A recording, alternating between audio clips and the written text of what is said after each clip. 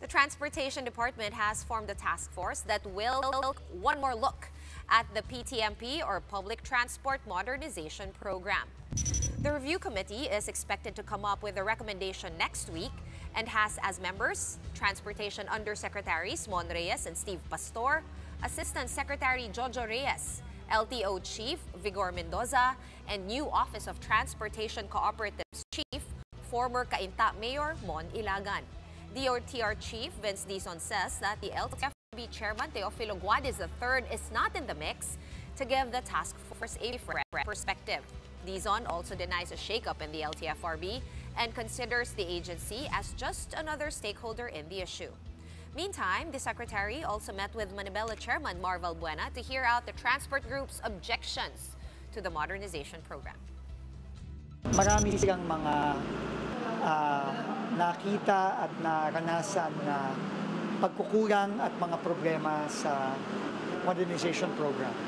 At yon ay in-acknowledge natin. Inaamin natin na kahit tayo, marami tayong nakitang mga problema.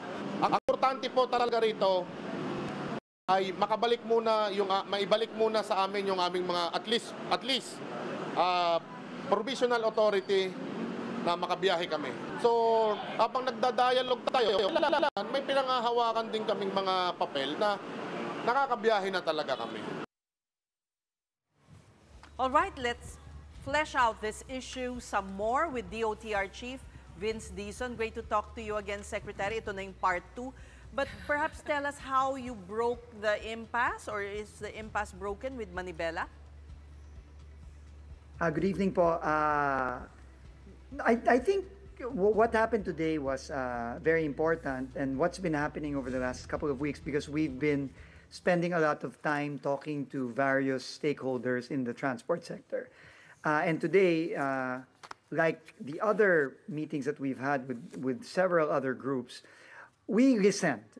We listened to our drivers and operators, our transport leaders, and asked them what they think is the real situation on the ground with respect to the PUV modernization program. Some feel that the program helps them, while others feel that there are a lot of challenges that they continue to face. So I think this is all part of a very productive way of communicating with the stakeholders in order to find solutions to prevailing challenges, because there are challenges to this program, and we have to first of all acknowledge them, and we find a way forward together. So I think that's the best thing that has come out of these past couple of weeks of us just listening to the various groups. And today we listened to Mar Valbuena and Manibela, and we were able to hear some similar things that we've heard from others, but also some new things as well. So, but all of this taken together, I think, helps us find a way forward and find solutions to prevailing challenges and problems.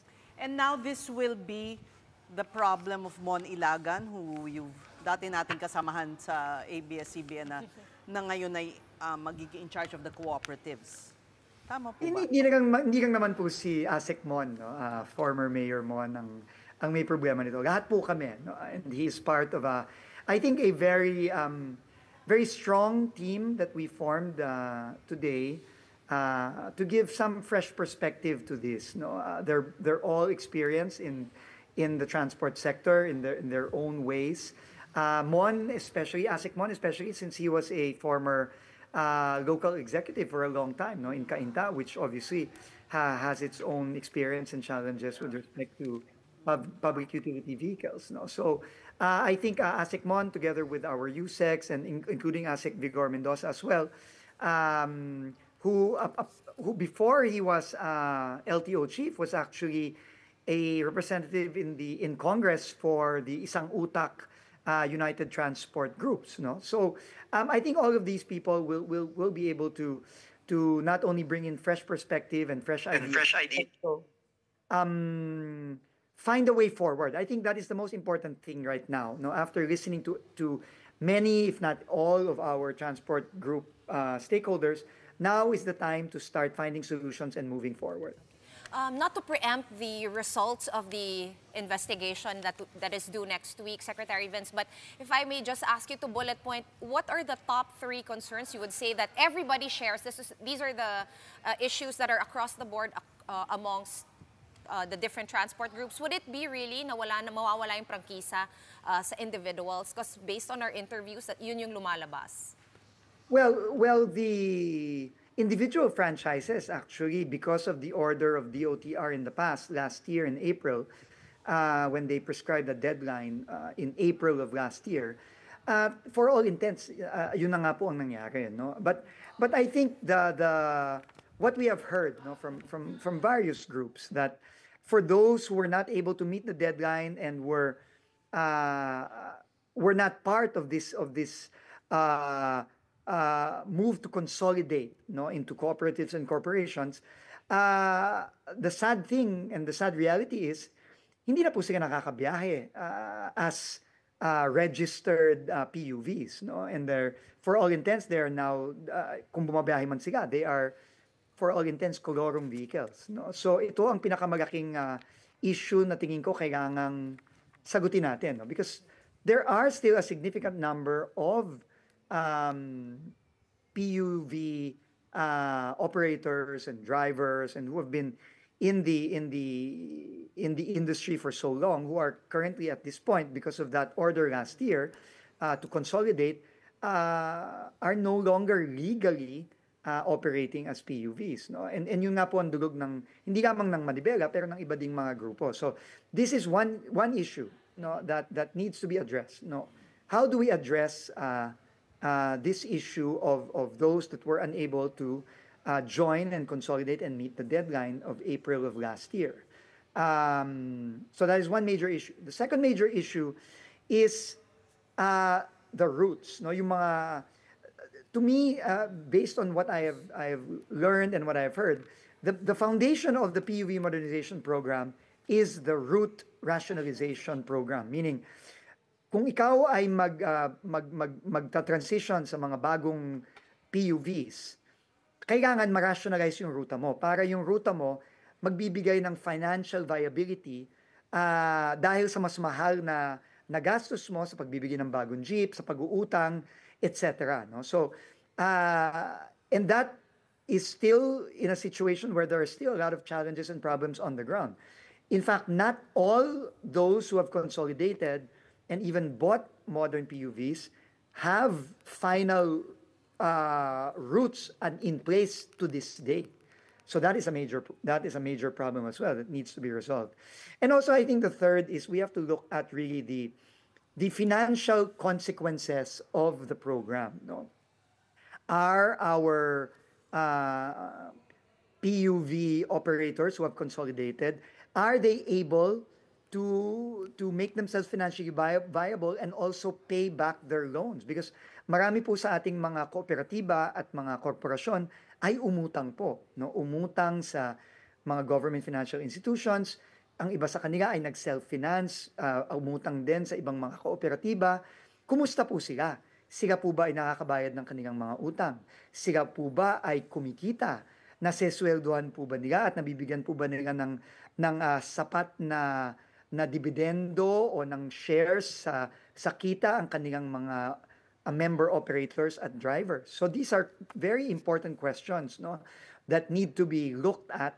And if there are issues there, which apparently there are, then they have to be solved very clearly and very methodically. So yan po ang trabaho ng ating Committee of Five.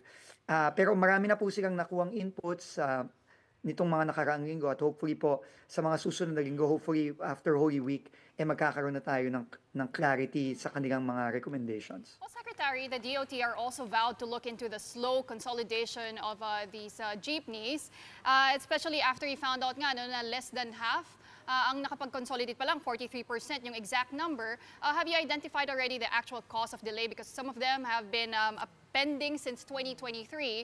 And with that, will you be allowing all these unconsolidated jeepneys to renew their provisional authority to operate? Yung pag-renew po ng provisional authority, yan po ang isang mga tinitignan naming mga interventions, no. And yan po ay ayoko lang pong pangunahan yung recommendations ng committee natin. But tinitingnan po lahat yan. At yan na rin po ay naging suggestion ng iba nating mga kasamahan sa transport groups. Kasama na rin ng Manibela at iba pang mga grupo. No?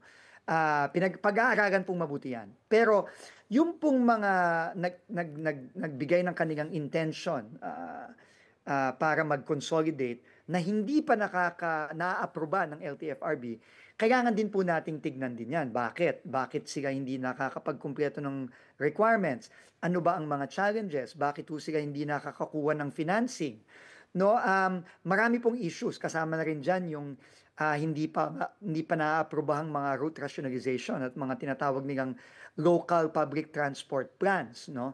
So napakadami pong moving parts o napakaraming aspeto nitong programang to na talagang kailangan ayusin. Kaya hindi po talaga pwedeng ura-urada na lang tayong magbibigay ng mga suhestyon na hindi natin nakikita ang epekto sa isa't isa, no? sa lahat ng mga aspeto ng programa. So and that is why we need these 5 people to really come together, continue the consultations, talk to the other stakeholders such as the financial institutions that have lent hundreds of millions already to this program over the course of the last couple of years. No, we have to also talk to them as well and see what the challenges are there. So madami po talaga, pero makakaasa po tayo na within the month of April, I think hopefully after Holy Week, we will have something concrete already.